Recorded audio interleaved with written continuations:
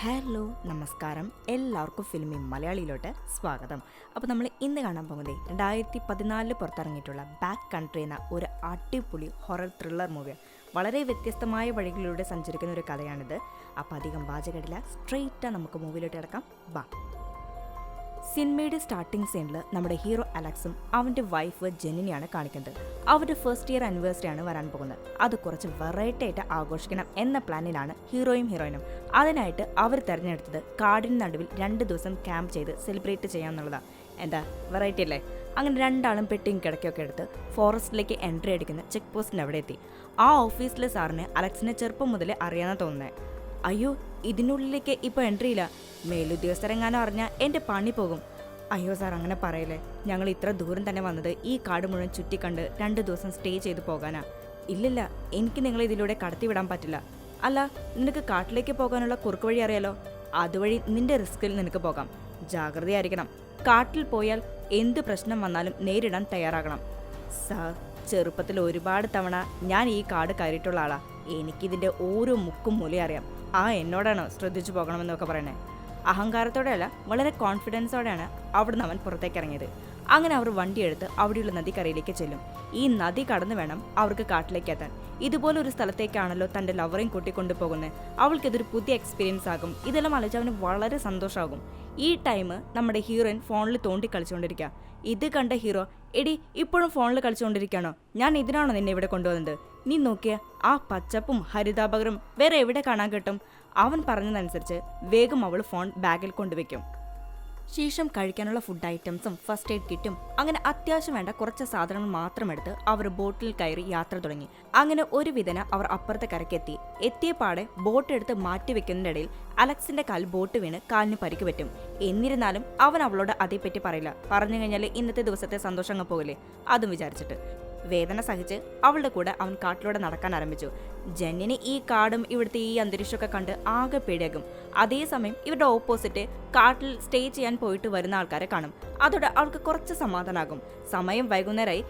ഇന്ന് നമ്മൾ നടക്കണ്ട, ഇന്നത്തെ യാത്ര ഇവിടെ അവസാനിപ്പിച്ച് ഇവിടെ ഒരു ടെന്റ് കെട്ടി സ്റ്റേ ചെയ്യാമെന്ന് തീരുമാനിക്കും. അതിനു മുൻപ് ക്യാമ്പ് ഫയറിന് ആവശ്യമായ വിറക് സെറ്റാക്കാൻ ഹീറോ പോകും. ആ സമയം ജെന്ന് മാത്രമാണ് അവിടെയുള്ളത്. ഇന്നേരം അവിടേക്ക് ഒരുത്തം വരും. നീ ആരാന്ന് ഹീറോയിൻ അവനോട് കേൾക്കും. ഞാൻ ഇവിടെ വരുന്ന ആളുകളെ ഗൈഡ് ചെയ്ത് കാട് ചുറ്റി കാണിക്കും, അതാ എൻ്റെ ജോലി. ഞങ്ങൾക്ക് ഗൈഡിൻ്റെ ആവശ്യമൊന്നുമില്ല. വേണമെങ്കിൽ ഇന്നൊരു നാൾ ഞങ്ങളുടെ കൂടെ ഫുഡൊക്കെ കഴിച്ച് ഇവിടെ സ്റ്റേ ചെയ്തോ. ഇപ്പോൾ കാട്ടിൽ നിന്ന് വന്ന ഹീറോയിനെ തനിയെ കൂട്ടിക്കൊണ്ടുപോയി. നീ എന്തിനാ അവനോട് സംസാരിക്കാൻ പോയത്? നമ്മൾ രണ്ടാളും തനിയെ എൻജോയ് ചെയ്യേണ്ട സമയം ഇവൻ കാരണം പോകുന്നത്. നീ അവനോട് പോകാൻ പറയേ. ഇതെല്ലാം പുറത്തു നിന്ന് അവൻ കേട്ടിട്ടുണ്ടായിരിക്കും. ഇപ്പോൾ പുറത്ത് വന്ന് ഹീറോയിൻ അവനോട് ഇതേപ്പറ്റി പറയാൻ വരുമ്പോഴേക്കും, ഇല്ല ഞാൻ പോകാം, ബായ്. അയ്യോ സോറി, നിങ്ങൾ വിഷമിക്കാതെ, ഇപ്പോൾ സമയം ഒത്തിരി വൈകി. ഇനി ഈ നേരത്ത് നിങ്ങൾ പറഞ്ഞയക്കുന്നത് ശരിയല്ല. ഒരു കാര്യം ചെയ്യേ, ഇന്നൊരു ദിവസം ഞങ്ങളുടെ കൂടെ സ്റ്റേ ചെയ്ത് നാളെ പോകാം. അങ്ങനെ അവനും ഓക്കെ പറയും. അങ്ങനെ മൂവർ സംഘം ഒരുമിച്ചിരുന്ന് ഫുഡ് കഴിക്കും. ഭക്ഷണം കഴിച്ച ഉടനെ ഗൈഡ് ഇവനെ ചീത്ത വിളിച്ച്, എന്നോട് നിങ്ങൾ പോകാൻ പറഞ്ഞില്ലേ, അതാണ് ഇതാണെന്നൊക്കെ പറഞ്ഞ് അവനോട് ദേഷ്യപ്പെട്ട് അവിടുന്ന് പോകും. ഇത് കേട്ട് ഹീറോയ്ക്ക് ദേഷ്യം വരും. അവനും ഗൈഡിനെ ചീത്ത വിളിക്കും. കാര്യം ചീത്തൊക്കെ വിളിച്ചെങ്കിലും അലക്സിനൊരു പേടി, ഇനിയും അവൻ എന്തെങ്കിലും പറഞ്ഞു വരുമെന്ന്. അങ്ങനെ അടുത്ത ദിവസം കാലത്ത് വീണ്ടും ഇവർ കാട്ടിലൂടെ യാത്ര തുടങ്ങി. ഇന്നത്തെ അലക്സിന്റെ പ്ലാന് ജെന്നിനെ അവിടെ അടുത്തുള്ള വാട്ടർഫോളോ കാണാൻ കൂട്ടിക്കൊണ്ടു പോകണമെന്നാണ്. പക്ഷേ അതിനെപ്പറ്റി അവളോട് പറഞ്ഞിട്ടില്ല. അത് സർപ്രൈസ് ആയിട്ട് വെച്ചിരിക്കുക. പോകുന്ന വഴി വലിയൊരു കാൽപ്പാട് ഹീറോ കാണും. അവനത് അത്ര അങ്ങോട്ട് കാര്യമാക്കില്ല. ജെന്നെ പേടിക്കേണ്ടെന്ന് വിചാരിച്ച് അവളോടും പറയില്ല. അലക്സിന് അവിടേക്ക് പോകാനുള്ള ഷോർട്ട് കട്ട് അറിയാം. അങ്ങനെ അവനറിയാവുന്ന വഴിയിലൂടെ ഇവർ നടക്കും. പക്ഷെ എത്രയൊക്കെ നടന്നിട്ടും സ്ഥലം എത്തുന്നില്ല. നടന്ന് നേരെ ഇരുട്ടി. ശരി, ഇന്നൊരു ദിവസം ഇവിടെ സ്റ്റേ ചെയ്യാമെന്ന് വിചാരിച്ച് അവിടെ അവർ ടെന്റ് അടിക്കും. അവിടെ ഇരുന്ന് നമ്മുടെ ഹീറോയിന്റെ കാലിൽ പരിക്ക് പറ്റിയിട്ടുണ്ടായിരുന്നില്ലേ, ആ മുറിവ് വല്ലാതായിട്ടുണ്ടായിരിക്കും. ഉടനെ ഹീറോയിൻ അവന് ഫസ്റ്റ് എയ്ഡ് ചെയ്തു കൊടുക്കും. ശേഷം 2 പേരും ഉറങ്ങാൻ കിടന്ന് കുറച്ചു നേരം കഴിഞ്ഞപ്പോൾ ഹീറോയിന് ആരോ അവരെ തന്നെ വാച്ച് ചെയ്യുന്ന പോലെ ഫീൽ ചെയ്യും. കൂടാതെ ആരോ മരത്തിന്റെ അവിടെ നിൽക്കുന്ന നിഴലും അവള് കാണും. മുൻപ് വന്ന ടൂറിസ്റ്റ് ഗൈഡ് ആയിരിക്കും എന്ന ഡൗട്ടിലാണ് അവള്. ഉടനെ അലക്സിനെ വിളിച്ച കാര്യം പറയും. അതെല്ലാം നിനക്ക് വെറുതെ തോന്നുക. ഇവിടെ നിറയെ മരങ്ങൾ കൂട്ടത്തോടെ നിൽക്കുമ്പോൾ ആരോ നിൽക്കുന്ന പോലെ നമുക്ക് ഫീൽ ചെയ്യും. നീ കണ്ണടച്ച് വേഗം ഉറങ്ങാൻ നോക്ക്. പിറ്റേന്ന് കാലത്ത് ഉറക്കത്തിൽ നിന്നിട്ട് ടെന്റ് ഓപ്പൺ ചെയ്ത് വരുമ്പോൾ കാണുന്ന കാഴ്ച, ഹീറോയിൻ ഇന്നലെ ആരോ നിൽക്കുന്നുണ്ടെന്ന് പറഞ്ഞ് കാണിച്ച സ്ഥലത്തെ മരങ്ങളെല്ലാം ഒടിഞ്ഞു തൂങ്ങിക്കിടപ്പുണ്ട്. ഇത് കണ്ട് ഹീറോയ്ക്ക് എന്തോ ഒരു നെഗറ്റീവ് അടിക്കും. പക്ഷെ എന്നാലും അവൻ അതൊന്നും കാര്യമാക്കാതെ അത് ഇന്നലത്തെ മഴയ്ക്ക് ഒടിഞ്ഞതായിരിക്കും എന്നും പറഞ്ഞ് നടക്കാൻ തുടങ്ങി. ആ പോകുന്ന വഴിയിൽ മാൻ ചത്ത് കിടപ്പുണ്ട്. അത് കണ്ട് ഹീറോയിന് പേടിയാകും. അവളുടെ മുഖഭാവം കണ്ട് കാര്യം മനസ്സിലായി ഹീറോ. നീ പേടിക്കാതെ, കാടല്ലേ, ഇതെല്ലാം ഉണ്ടാകും, നീ ധൈര്യമായിട്ട് മുന്നോട്ട് നടക്ക്. ഹീറോയിന് വന്നപ്പോൾ തൊട്ട് ഒരു നെഗറ്റീവ് ഫീലാണുള്ളത്. 2 നാളായി തുടങ്ങിയ ഈ യാത്രയിൽ ഇതുവരെയും അവർ വാട്ടർഫോളിൻ്റെ അവിടെ എത്തിയിട്ടില്ല. അവസാനം ദേഷ്യം വന്ന ഹീറോയിൻ, നീ തന്നെയല്ലേ പറഞ്ഞത് ഈ കാടിൻ്റെ ഓരോ മുക്കും മൂലം നിനക്കറിയാന്ന്. 2 നാളായി യാത്ര തുടങ്ങിയിട്ട് ഇതുവരെ എവിടെ എത്തിയിട്ടില്ല. മനുഷ്യന് നടന്ന് കാല് വേദനിച്ചിട്ട് വയ്യ. ഹീറോ ചെറുപ്പത്തിലെ 5-6 പ്രാവശ്യം ഇവിടെ വന്നിട്ടുള്ളതാണെന്ന് ഇവളോട് പറയും. ഇത് കേട്ട് ടെൻഷനായ ഹീറോയിൻ ഓഫീസർ മാപ്പ് തരാന്ന് പറഞ്ഞപ്പോൾ എനിക്ക് എല്ലാം അറിയാമെന്ന് പറഞ്ഞ മാപ്പും മേടിച്ചില്ല, എൻ്റെ ഫോണാണെങ്കിൽ കാറിൽ വെക്കാനും പറഞ്ഞു. അവൻ്റെ ഒരു പച്ചപ്പും ഹരിതാപരം കാണിക്കാന്നും പറഞ്ഞു. ഒലക്കട മൂട്.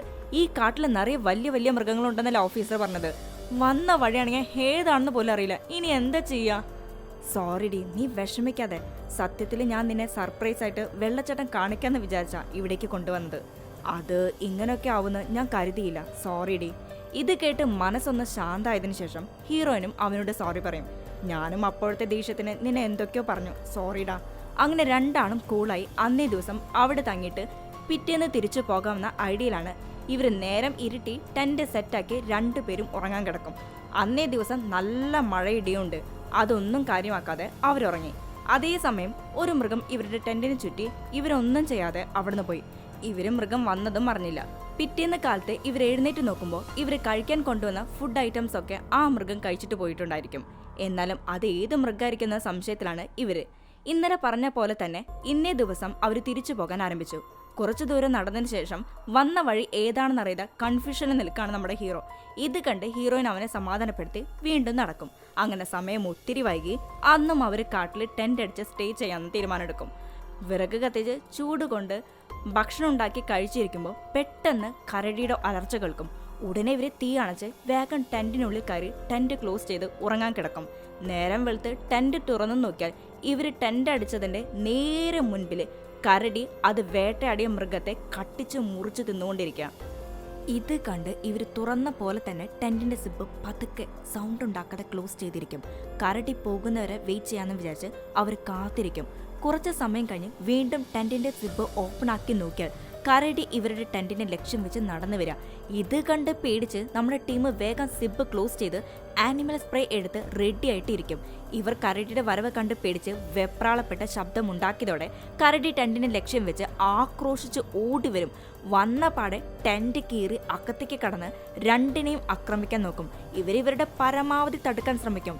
കരടിയുടെ മുൻപിൽ ഇവരെ കൊണ്ട് ഒന്നും ചെയ്യാൻ സാധിക്കില്ല. ഇപ്പോൾ കരടിയുടെ തൊട്ട് മുൻപിലുള്ള ഹീറോയുടെ തുടങ്ങ് കട്ടിച്ച് മുറിച്ചെടുക്കും. ഇത് കണ്ട് ഹീറോയിൻ ആകെ തരിച്ചുപോയി. ഒരു സെക്കൻഡിന് ശേഷം അവൾ അവളുടെ കയ്യിലുള്ള സ്പ്രേ എടുത്ത് കരടിയുടെ മുഖത്തേക്ക് അടിക്കും. അതോടെ അത് അവിടുന്ന് നീങ്ങിപ്പോകും. നമ്മുടെ ഹീറോയുടെ കണ്ടീഷൻ വളരെ മോശം. അവനെ കൊണ്ട് ഒരു അടി പോലും നടക്കാൻ പറ്റില്ല. ഇപ്പോൾ അലക്സ് ജെന്നിൻ്റെ അടുത്ത്, എടി, ഇവിടുന്ന് നമ്മൾ ആർക്കെങ്കിലും ഒരാൾക്ക് മാത്രമേ രക്ഷപ്പെടാൻ സാധിക്കുള്ളൂ. എൻ്റെ കാര്യം ഞാൻ നോക്കിക്കൊണ്ട് നീ ഇവിടുന്ന് രക്ഷപ്പെട്ടോ. പക്ഷെ അവൾ സമ്മതിക്കില്ല. നിന്നെ വിട്ട് ഞാൻ പോകില്ലെന്ന് പറയും. അതേ നേരം അവിടുന്ന് പോയ കരടി തിരിച്ച് വീണ്ടും ഇവരെ നോക്കി അവിടേക്ക് എത്തും. ഈ പ്രാവശ്യം കരടി വന്ന് നേരെ നമ്മുടെ ഹീറോയെ കട്ടിച്ച് വലിച്ച് ടെന്റിൽ നിന്ന് പുറത്തേക്ക് കൊണ്ടുപോയിട്ട് അവിടെ കിടത്തി കട്ടിച്ച് മുറിച്ച് കൊന്നു തിന്നും. ഈ കാഴ്ച നമ്മുടെ ഹീറോ നേരിട്ട് കണ്ടുകൊണ്ടിരിക്കുക. അവളുടെ അവസ്ഥ ഒന്ന് ആലോചിക്കണം. അവൾക്ക് എന്ത് ചെയ്യണം, ഏത് ചെയ്യണം എന്നറിയില്ല. കുറച്ചു നേരം കഴിഞ്ഞ് അവളൊന്ന് നോർമൽ ആയതോടെ ഇനി ഇവിടെ നിന്നിട്ട് കാര്യമില്ല, എങ്ങനെയെങ്കിലും രക്ഷപ്പെടണമെന്ന് വിചാരിച്ച് അവൾ അവിടെ നിന്ന് ഓടി.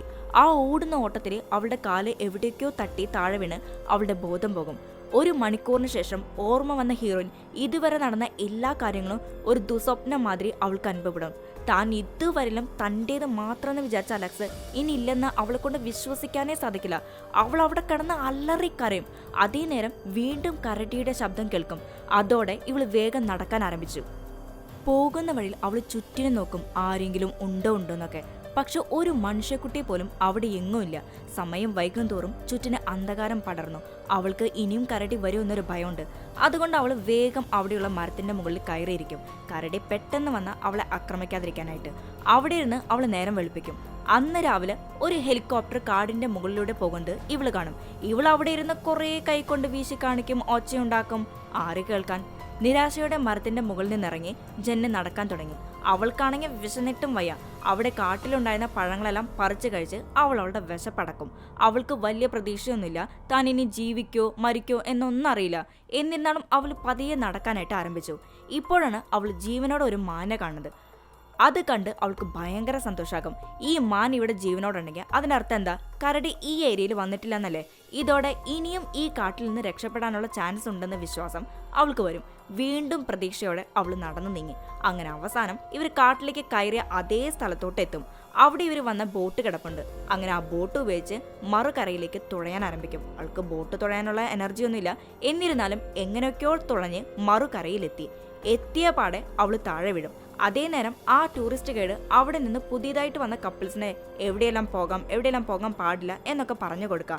അവനെ ഇവളെ കണ്ട ഉടനെ അവളുടെ അടുത്തേക്ക് പാഞ്ഞു വരും. രണ്ടുപേരായിട്ട് സന്തോഷത്തോടെ പോയ ഈ യാത്രയിൽ അവസാനം ജെന്ന് മാത്രം തനിയായിപ്പോയി. ഇതോടെ ഈ സിനിമ ഇവിടെ അവസാനിക്കും. ബായ്.